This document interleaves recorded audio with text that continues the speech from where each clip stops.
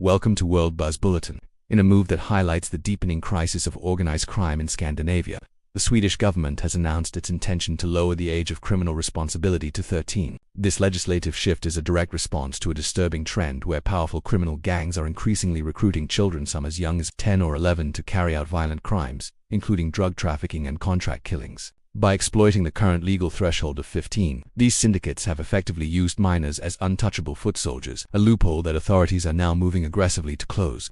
The proposal has sparked a fierce national debate over the balance between judicial punishment and social rehabilitation. For the governing coalition, the change is seen as a necessary tool to break the cycle of gang violence that has plagued Swedish cities in recent years. Proponents argue that the state needs the power to intervene earlier and more forcefully to prevent children from being permanently integrated into criminal hierarchies. However, child rights advocates and some legal experts warn that lowering the age could criminalize vulnerable youths who are themselves victims of grooming and exploitation, potentially filling prisons with children rather than addressing the root causes of their recruitment. The key elements of this proposed legal overhaul include targeting the recruitment loophole.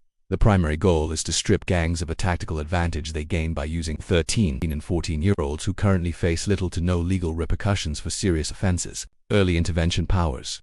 The new law would allow for more rigorous police monitoring and the use of specialized youth detention centers for serious crimes. Moving away from purely social service-led interventions, a rising tide of violence. The move follows a series of high-profile shootings involving minors, which has shocked a nation once known for its low crime rates and progressive social policies. Integrated social support. Alongside the lower age limit, the government has pledged increased funding for preventative social programs, though critics remain skeptical that these will be sufficient to counter the lure of gang prestige and financial rewards. As the legislation moves through the Riksdag, Sweden finds itself at a crossroads.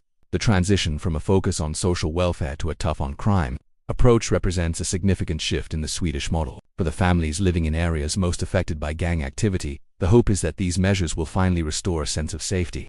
While others fear the long-term impact on the country's youth, we will continue to track the progress of this bill and its implications for the future of Swedish justice. Thank you for watching World Buzz Bulletin.